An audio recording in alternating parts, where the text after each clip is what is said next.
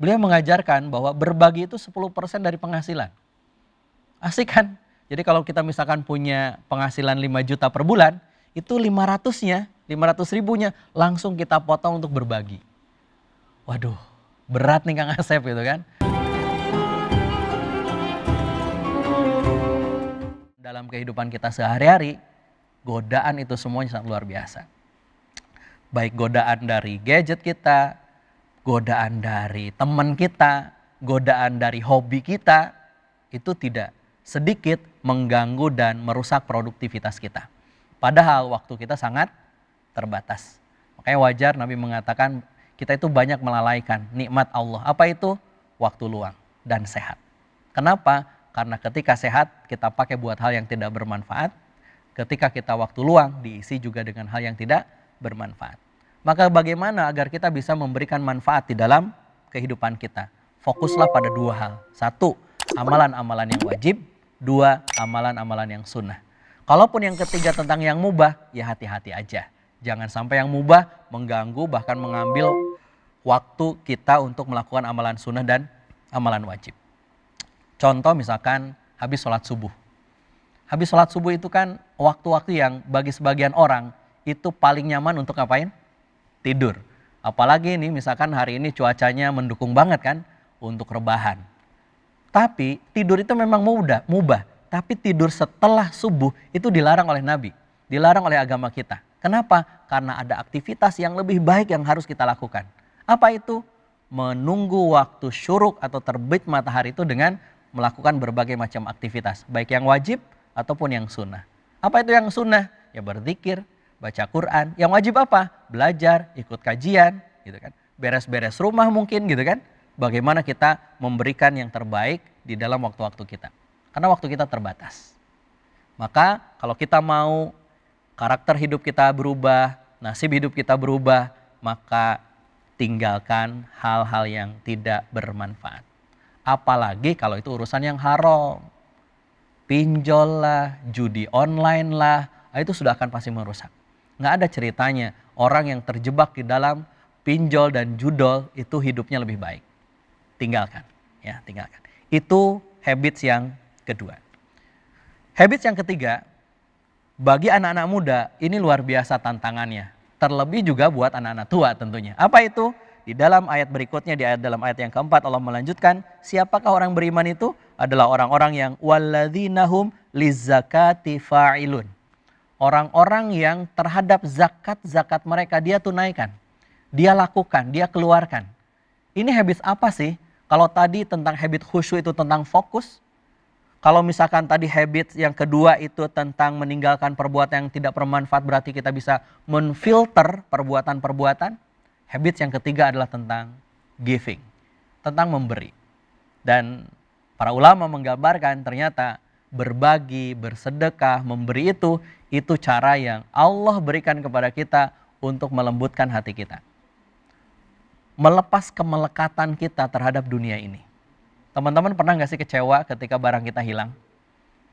Sobat Muslim pernah gak sih sedih ketika sesuatu yang kita miliki lalu kemudian dicuri orang? Ya, karena semua itu adalah titipan dari Allah.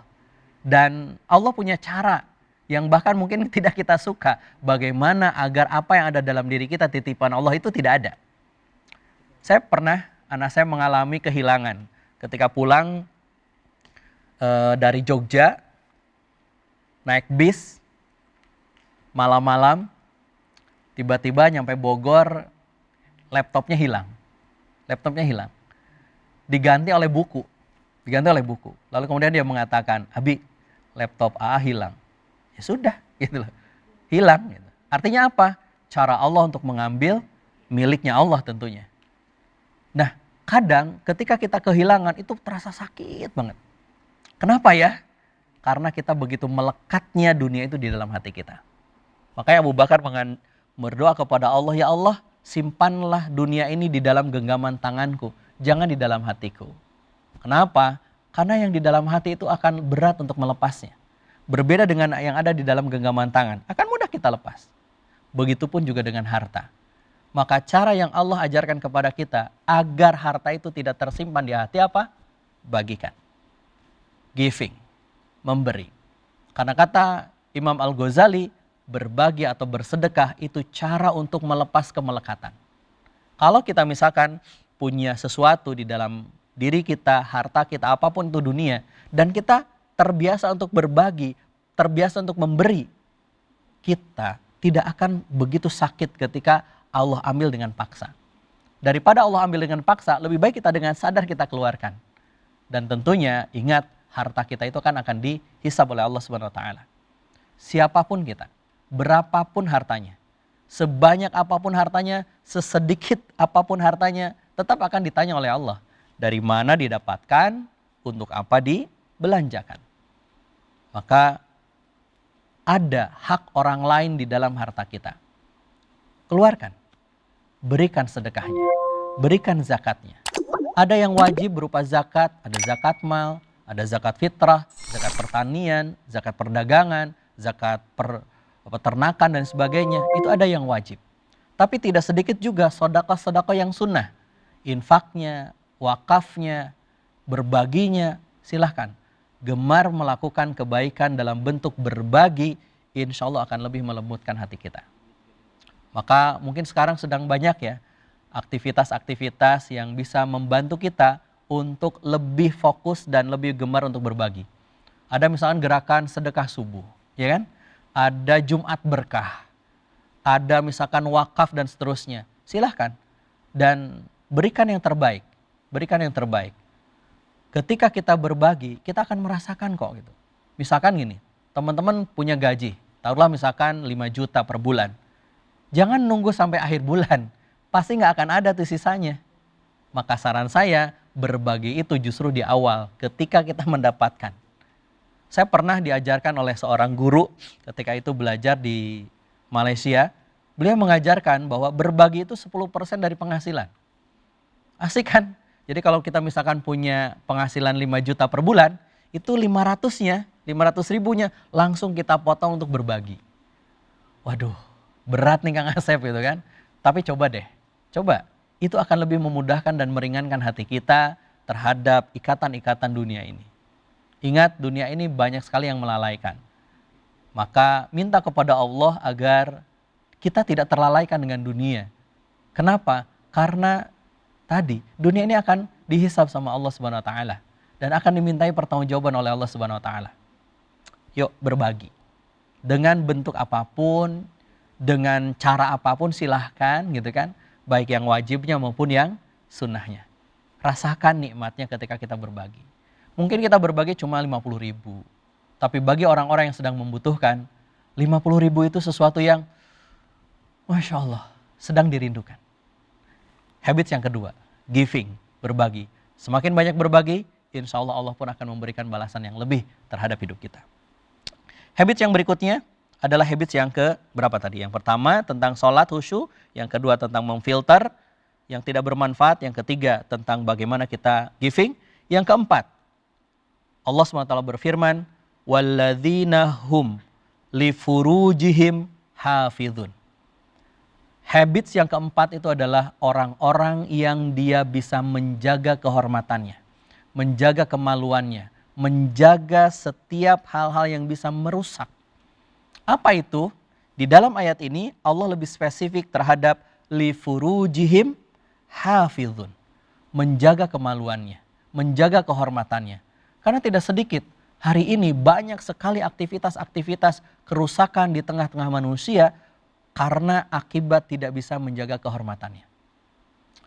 Perzinahan, perselingkuhan, kumpul kebo, dan itu banyak.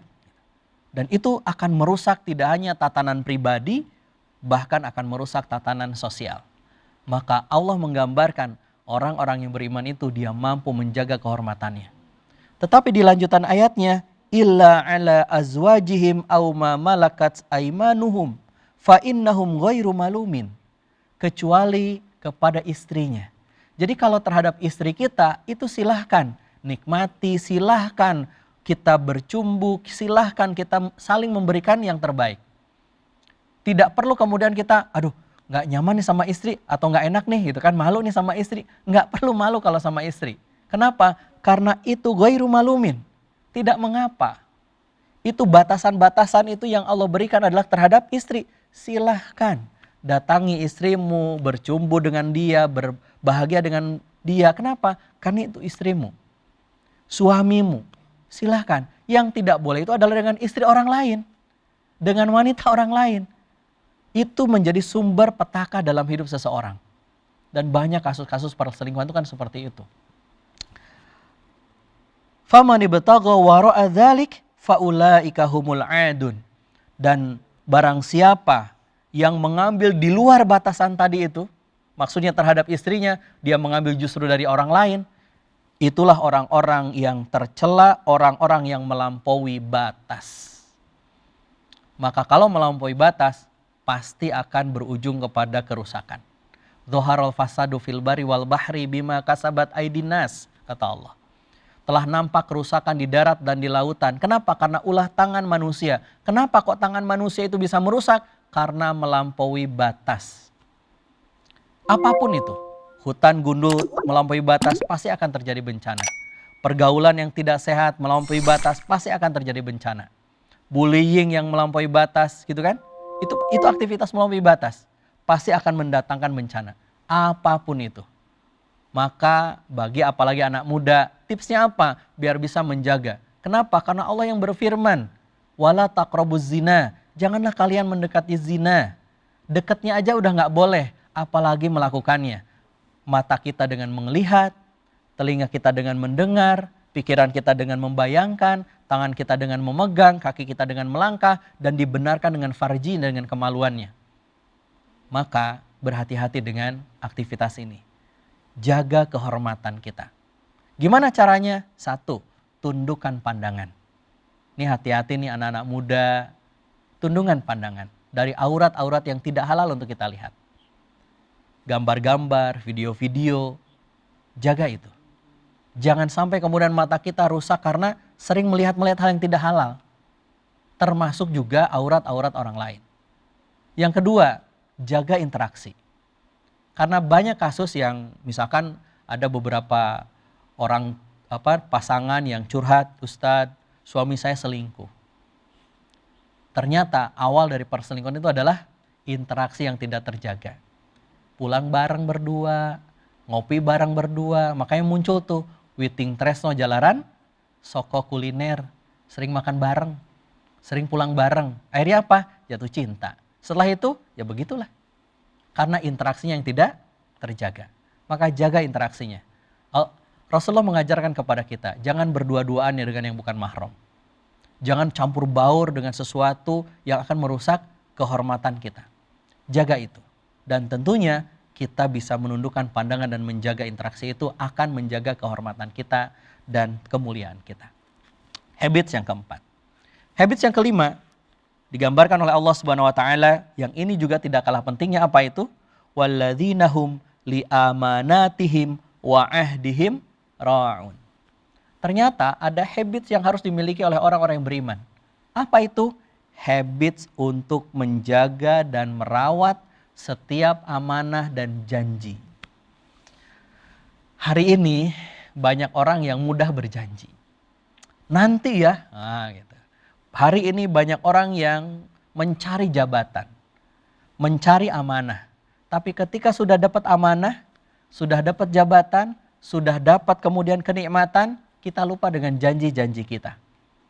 Allah tidak suka dengan orang-orang seperti itu. Wala takhunullaha wa rasul. Jangan kalian mengkhianati Allah dan Rasul. Wa takhunu amanatikum. Dan janganlah kalian mengkhianati amanah-amanah kalian. Kenapa? Karena amanah itu adalah titipan dari Allah. Rawat, jaga. Maka habits yang ini adalah habit tentang bagaimana kita memiliki integritas yang baik. Dan kesuksesan hidup seseorang sangat tergantung dari integritasnya. Bagaimana dia menjaga integritas dia, merawat setiap amanah, menjaga setiap amanah dia. Amanah terhadap siapa? Ya terhadap siapapun. Gitu. Misalkan ketika kita bekerja, berarti kita sudah punya amanah yang Allah titipkan berupa pekerjaan kita. Maka bekerjalah yang terbaik karena itu adalah cara kita merawat amanah. Kalau kita sudah menikah, maka pasangan kita juga amanah. maka rawatlah dia, jagalah dia, bahagiakan dia, pastikan pasangan kita sakinah. Kita sudah menikah dan punya anak, maka anak pun itu adalah amanah. Jaga, rawat anak-anak kita.